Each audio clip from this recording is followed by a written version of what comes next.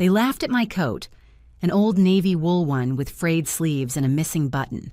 They laughed because they thought it told them everything they needed to know about me. Poor, invisible, irrelevant.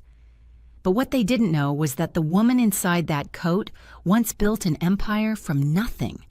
And that night, as I stood beneath that glittering chandelier, their laughter didn't break me. It reminded me who I really was. That was the moment I knew I had to take back control of what I'd lost: respect. My name is Lucille Grant, and if you've ever been underestimated because of how you look, then you'll understand my story. Before I begin, tell me, where are you watching from? I always love knowing where my stories reach, because pain and pride sound the same in every corner of the world. Now let me take you back, before the humiliation, before the limousine, before the title Madam President meant anything to the people who mocked me. I grew up in a little town in South Carolina, in a 2-bedroom house my father built with his own hands.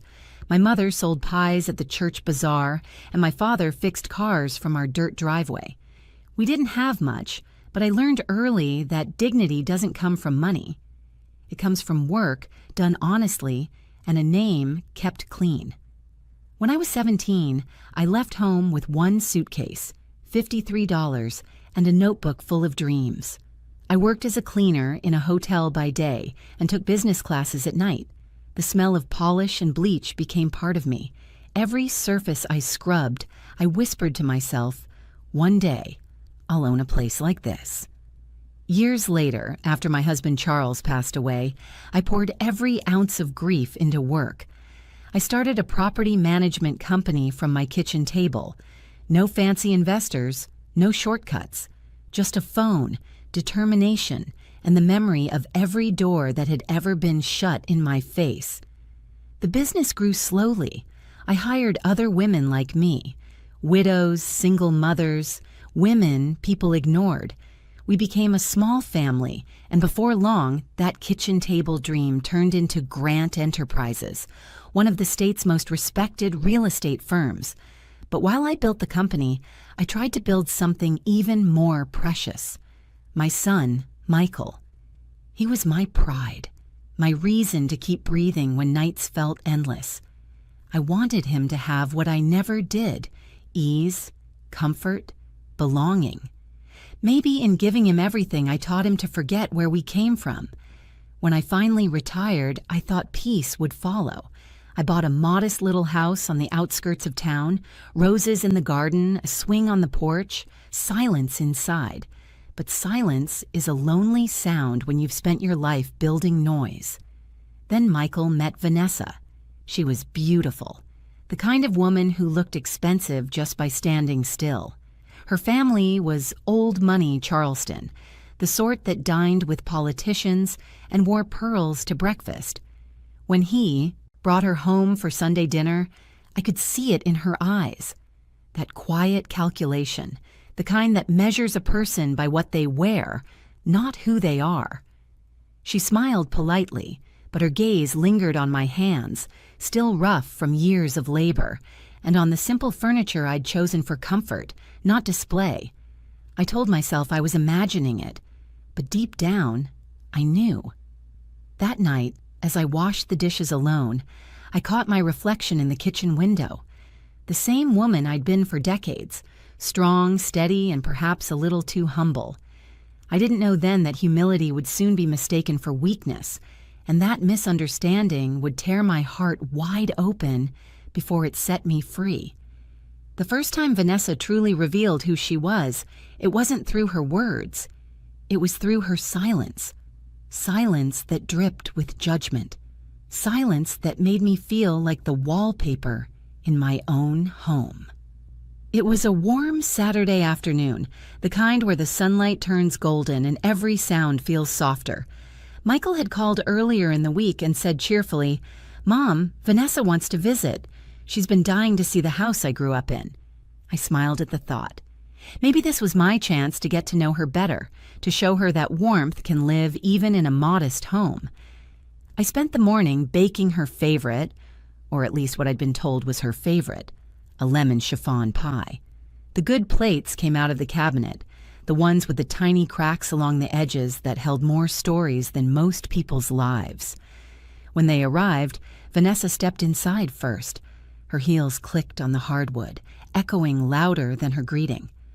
"Wow," she said slowly, eyes scanning the living room like a critic appraising a painting.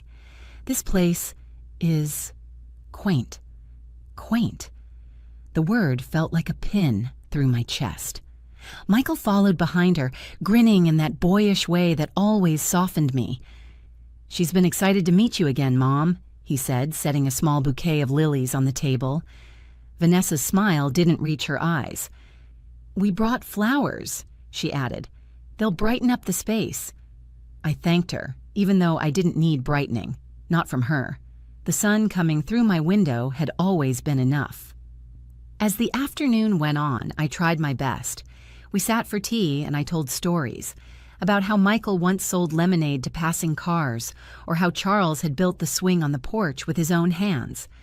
Vanessa nodded politely, her eyes flicking toward her phone every few minutes. At one point, she whispered something to Michael. He chuckled, but it was nervous, almost apologetic. I pretended not to notice. Then, when she thought I'd stepped into the kitchen, I heard it. Her voice. Smooth, amused, careless. "Your mother's house smells like old books and dust. It's so tiny, Michael. I can't believe you grew up here." My hands froze around the teapot. "Vanessa," he whispered back. "Don't say that. She can hear you." "Well, maybe she should," she said. "It's like stepping into another century." I stayed in that kitchen longer than necessary, staring at the pie on the counter. The smell of lemons and sugar filled the room, but it suddenly felt too sweet, too heavy. When I returned, they both straightened up like children caught misbehaving. "Everything all right?" I asked gently. "Of course," Vanessa smiled, voice coated in honey. "We were just talking about how cozy everything is." Cozy. Another pin. I sat with them a while longer, but her laughter, high and practiced, never reached the heart of the conversation. It was the kind of laughter that says, "I'm here, but I'm above this." When they left that evening, I stood by the door as their car pulled away. I noticed her glance back at my home, not with warmth, but with relief, as if she'd escaped something uncomfortable. I sat alone at my kitchen table, the lilies wilting slightly under the lamp. I thought of Charles and the life we'd built. Every corner of this house held memories, love, sacrifice, beginnings. But now, someone had walked through it and made it feel small. Michael called later that night. "Mom, Vanessa didn't mean anything by it," he said softly. "She's just not used to simplicity." Simplicity. Another word that people like her used when they meant less. I told him not to worry, that I understood. But when I hung up the phone, I looked around the room and whispered, "Maybe she doesn't understand. But one day, she will." I didn't know it then, but that quiet moment, me, the house, and the fading flowers, was the start of something much bigger, because respect can be buried under silence, but it never dies there. It waits, and I was about to learn that waiting can be its own kind of power. The night of my son's engagement party began like a dream and ended like a lesson I'd never forget. Michael had called me 2 weeks before, his voice bubbling with excitement. "Mom," he said, "Vanessa's parents are throwing an engagement dinner at the Grand Royale downtown. It's going to be amazing. I can't wait for everyone to meet you properly." Properly. That word made me smile and ache. I'd already met them once, but maybe this time he wanted to show that I belonged. So I took extra care that evening. I wore my old navy wool coat, the one Charles had given me on our 10th anniversary. It wasn't new, but it was mine. It carried the scent of years, the warmth of hands that built a life beside me. I brushed my hair back into a neat bun and pinned my late husband's gold brooch at the collar. When I arrived at the Grand Royale, the marble floors gleamed under crystal chandeliers. Waiters in crisp uniforms floated between tables, carrying champagne flutes. The contra air smelled of roses and money. I spotted Michael near the stage, dressed sharp in a tailored navy suit. His face lit up when he saw me, for a moment. Then it dimmed, almost imperceptibly, as his eyes drifted to my coat. "Mom," he said, hugging me quickly, "you look nice." He hesitated on that last word like it had to be chosen carefully. Before I could reply, Vanessa appeared, flawless as always. Her white satin dress shimmered under the lights, her pearls perfect, her lipstick immaculate. "Oh!" she exclaimed with practiced surprise. "You made it!" She leaned in to kiss my cheek, her perfume sharp and overwhelming. "You didn't have to dress up, Mrs. Grant. It's just family." "Just family." I nodded. I wouldn't miss it. As the evening went on, laughter filled the room, but it wasn't the kind that welcomes you in. It was the kind that circles around you, keeping you on the outside. Vanessa's parents were seated at the front table. Her father, tall and silver-haired, raised his glass for a toast. "To our daughter," he said, "and to Michael, who's soon to be part of the family." There were smiles and clinking glasses, until Vanessa's mother leaned closer to another guest and whispered, not softly enough, "That woman? Is she staff?" The guest chuckled. No, that's his mother, I think." Vanessa laughed lightly, then looked my way. "Oh, don't be silly," she said, her voice just loud enough to carry. "She's not family. She's the cleaning lady." The laughter that followed was quiet at first, a ripple, but it grew. I felt it move through the tables like a cold wind brushing across my shoulders. I didn't move. I didn't cry. I simply stood there, still as a tree weathering a storm. Michael's face went pale. He opened his mouth to speak, then closed it again. And in that silence, his silence, my heart cracked in a way I can't quite describe. Vanessa smiled sweetly. "Oh, I was just joking," she said, her tone sugar-coated, but her eyes held no apology. I placed my napkin on the table and rose to my feet. "Thank you for the invitation," I said quietly. "It's been a lovely evening." I walked toward the exit, each step steady, each breath measured. The hostess tried to stop me. "Ma'am, can I call you a cab?" I smiled. "No need, my ride's waiting." Outside, the night air was cool and clean. The sound of laughter from inside faded behind me as a sleek black limousine pulled up to the curb. The driver stepped out quickly, opening the door. "Good evening, Madam President," he said, bowing slightly. "The board is waiting for you." I nodded and slipped inside, the warmth of the leather seats wrapping around me like armor. As the city lights blurred past, I looked down at my coat, the same coat that had drawn their laughter, and smiled faintly. "Let them laugh," I whispered. "They just mistook grace for poverty." That was the moment I decided the world needed reminding, that you can't measure a woman's worth by what she wears, not when her silence holds more power than their laughter ever will. The morning after that humiliating night, I sat by the window with a cup of tea that had long gone cold. The world outside was soft and gold, but inside me something had shifted, something quiet, sharp, and permanent. They thought they knew who I was because of a coat. They thought my silence meant shame, but silence, I've learned, can be the loudest language of all. When I'd stepped away from Grant Enterprises 2 years earlier, I told everyone I was retiring. That wasn't entirely true. I had stepped back, yes, but only from the spotlight, not from the throne. I still owned 60% of the company, still approved every major project, and still sat as president emeritus of the board. People assumed age had slowed me down. It hadn't. It had only taught me to move differently, quietly, deliberately, and with purpose. That Monday morning, my assistant Tanya arrived right on time. She was in her 40s, sharp-eyed and loyal. One of the women I'd hired decades ago when no one else would take a chance on her. She carried a folder full of updates and news clippings. "Ma'am," she said, placing the folder in front of me, I heard what happened last night, I raised an eyebrow. Word travels fast. Tanya's expression hardened. They disrespected you in public, the same people who begged for your investments last year. I smiled faintly. That's the thing about masks, Tanya. They eventually slip. She hesitated, then asked, "What are you going to do?" I looked out the window at the rose bushes Charles and I had planted years ago. Nothing. For now. Let them believe I'm just the cleaning lady.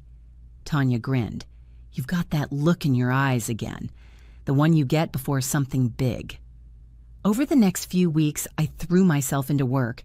Meetings, expansion plans, charity projects. Most of my team didn't even know about the insult. I'd told no one else. I wanted my revenge, if you could call it that, to arrive not as an explosion, but as revelation. That's how you teach arrogance a lesson. Not by shouting, but by letting truth walk in, quietly, and take a seat. Meanwhile, rumors about me began to swirl among Michael's circle. Vanessa had been busy talking. At brunches and charity luncheons, she'd giggle to her friends and say things like, Michael's mother used to be successful, back in the dinosaur days. Or, it's sad, really. She clings to that old company as if it still matters. One of my colleagues overheard and told Tanya, who told me. I simply nodded. Let her talk, I said. Every lie she tells just sets the stage for a louder truth.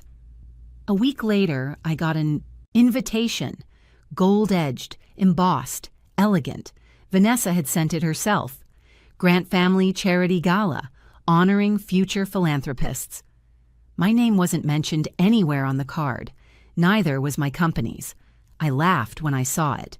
So that's how she wants to play this. Instead of responding, I made a quiet phone call to the event organizers I'd sponsored for over a decade. By the end of the day, they'd confirmed that my company was, in fact, the primary sponsor of the event. Vanessa just didn't know it. That night, I sat on the porch with a glass of sweet tea, the crickets humming in the dark. I thought about the years I'd spent raising Michael, the lessons I tried to teach him about humility and heart. I'd failed somewhere, I knew that, but perhaps this was the moment to make him see, not through scolding, through truth revealed in its own light. I whispered into the night, "You can't buy class, Vanessa, but I can afford to show you what it looks like." And so I planned. I wasn't going to seek revenge. I was going to teach remembrance, to remind my son who his mother really was, and to remind Vanessa that every empire she envies was once built by hands that cleaned floors. The woman they called the cleaning lady was about to host the gala they were bragging about, and this time, no one would laugh. The night of the charity gala arrived like a quiet storm. I didn't plan to expose anyone, not exactly. I simply intended to remind the world that silence isn't weakness and that humility doesn't mean invisibility. The Grand Royale ballroom shimmered again, the same place where laughter had burned me weeks earlier. This time, the banners above the stage read, "An Evening of Hope, sponsored by Grant Enterprises." I watched from the wings as guests poured in, all in glittering gowns and sharp tuxedos. Photographers clicked, and the orchestra filled the air with soft strings. Tanya stood beside me, eyes gleaming. "They still don't know?" she whispered. "Not yet," I said, adjusting the same navy coat they'd once mocked. "Let's keep it that way."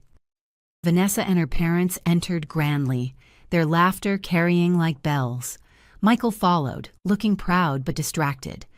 They greeted the organizers, posed for photos, and accepted compliments on their generosity, blissfully unaware that every flower, every chandelier, every glimmering detail in that hall had been paid for by me. When they spotted me near the entrance, Vanessa blinked. "Mrs. Grant?" she said, voice coated in disbelief. "I didn't realize you were invited." I smiled calmly. "It's a public event. Anyone supporting the cause is welcome." Her lips curled into a faint smirk. "Well, I'm glad you could join us. You might even meet some of the donors tonight." "Oh," I said lightly. "I plan to." As dinner began, the host took the stage, a tall, warm man I'd worked with for over a decade. He tapped the microphone, and the room hushed.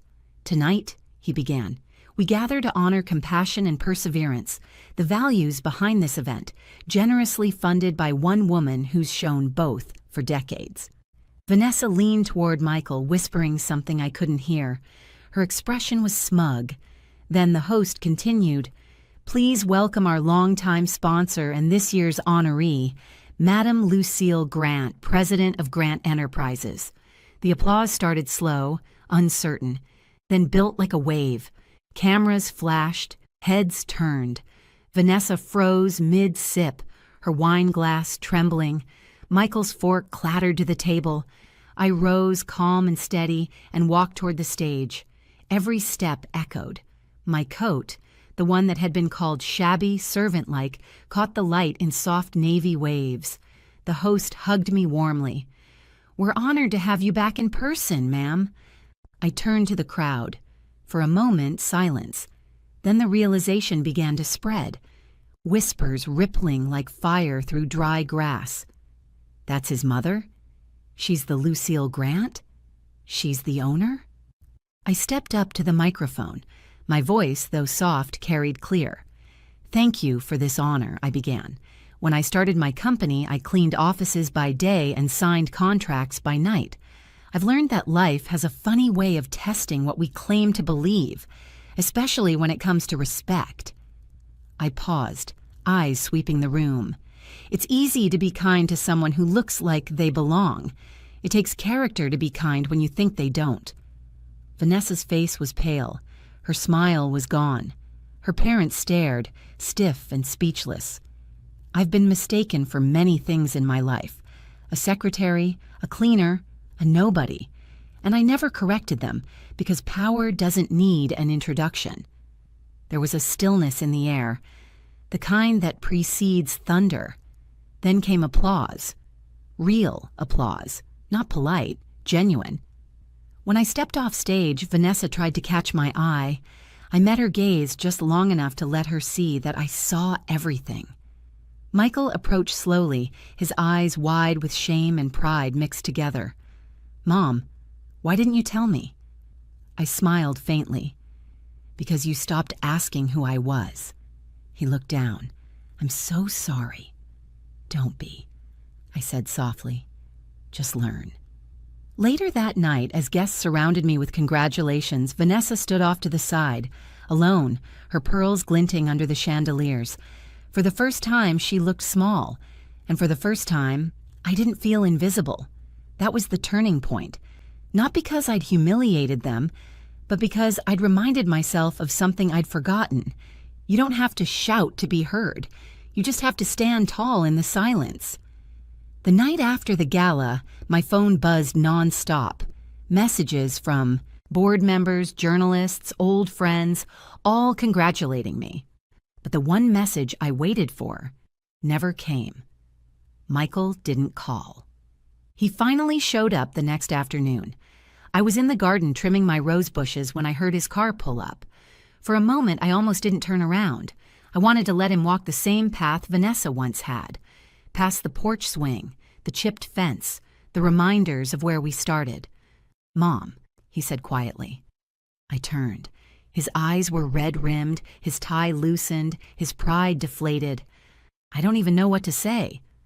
I laid the pruning shears down and wiped my hands. "Try the truth." He hesitated.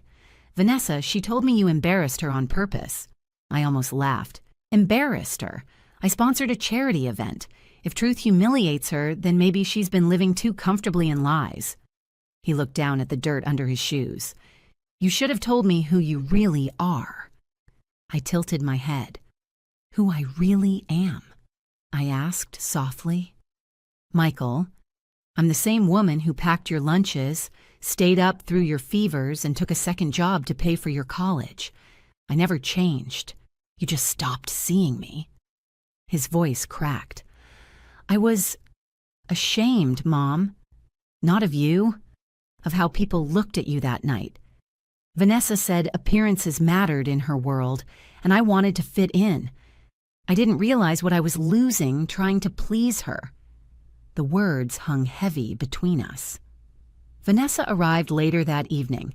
Her heels clicked across the porch like they did the first time she visited, but the confidence in her walk was gone. She clutched her purse like a shield. "Mrs. Grant," she began, "I came to apologize." I looked at her, really looked. The flawless makeup, the tremor in her hands, the practiced smile that no longer worked. "Are you apologizing?" I asked. "Because you're sorry or because you were caught?" Her lips parted, then pressed together. "Both," she admitted after a pause. "I was wrong. I misjudged you." I nodded. "You didn't just misjudge me. You misjudged every woman who doesn't wear her worth on her sleeve." She swallowed. I don't expect forgiveness." "Good," I said gently, "because forgiveness is something you earn through change, not convenience." Michael stepped onto the porch beside her. "Mom, Vanessa's moving back in with her parents for now. We both need time." Vanessa looked down. "I wish you nothing but peace," she whispered before walking back toward her car. The moment she drove off, the silence settled between us like dust after a storm. A few weeks later, news spread that the engagement had quietly ended. Michael returned to his work, but this time something in him had softened. He began stopping by my office at the company more often, asking questions, listening. He'd finally seen what respect built. And what? Arrogance destroyed. One afternoon, as we reviewed some files, he said, "Mom, you've been leading with grace all your life. I just didn't recognize it." I smiled faintly. "That's the trouble with grace, son. It rarely announces itself." When Vanessa's name came up again, a rumor, a headline, some new socialite drama, I didn't flinch. I'd already let it go. My revenge hadn't been her humiliation. It was my peace. I'd shown her, and my son, that dignity doesn't need defense. It just needs to stand still long enough for truth to arrive. As I sat on my porch that evening, the sunset painting the sky in orange and gold, I whispered to myself, sometimes silence teaches louder than anger ever could. And for the first time in a long time, I felt the quiet wasn't empty. It was victory. The months that followed felt different, not softer, but steadier. The kind of peace that doesn't come from pretending things never happened, but from knowing you've survived them and chosen to stay kind anyway. Michael began stopping by every Sunday, not out of obligation, out of genuine care. He'd sit on the porch swing with me, the same one his father built decades ago, and we'd watch the sun dip behind the trees. Sometimes we'd talk about work, sometimes about nothing at all. He started asking about my early years at the company, about the deals I closed when no one believed in me. "You did all that without investors?" he asked one day, wide-eyed. I smiled. "Just grit, prayer, and a whole lot of unpaid sleep." He chuckled softly. "You make it sound easy." "Oh no," I said, shaking my head. "It was brutal. But so is life for anyone who refuses to stay small." That line made him go quiet. I saw it in his face, the realization that for years he'd mistaken quiet for weakness. A few weeks later, he brought me a gift, a simple, elegant box wrapped in navy ribbon. Inside was a brand new wool coat, dark blue, tailored, strong. "I know it'll never replace the old one," he said, "but I wanted you to have something that reminds you of what that coat stood for, not what they thought it meant." My throat tightened. "Michael." He looked down, his voice trembling.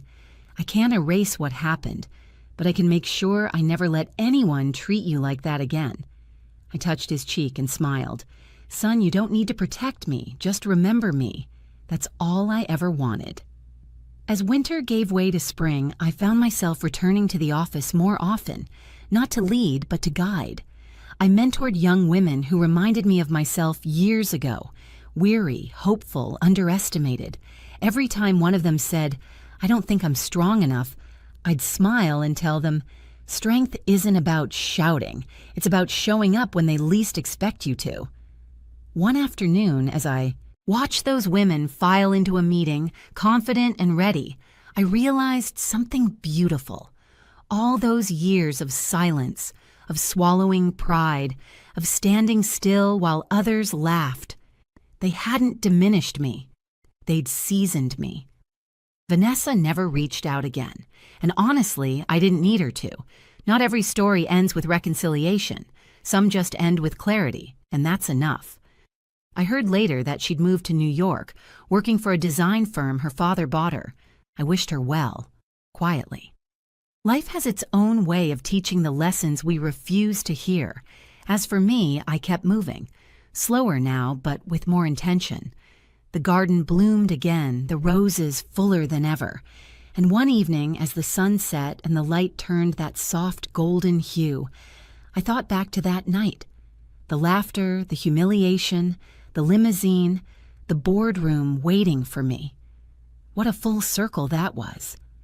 I leaned back on the porch swing and whispered, "Respect isn't demanded. It's demonstrated, again and again, until the world remembers who you are." So if you're watching this and someone's ever laughed at your pain, your clothes, your story, remember this: their laughter says more about them than it ever will about you. You don't need to fight for validation. You just need to keep walking in your truth until it becomes impossible to ignore. And when that day comes, when the ones who doubted you finally see who you are, don't gloat, just smile, because dignity has already done the work for you. Thank you for listening to my story. Now tell me, where are you watching from tonight? Because somewhere out there, another woman is being underestimated, and I hope my story reaches her before she forgets what she's worth.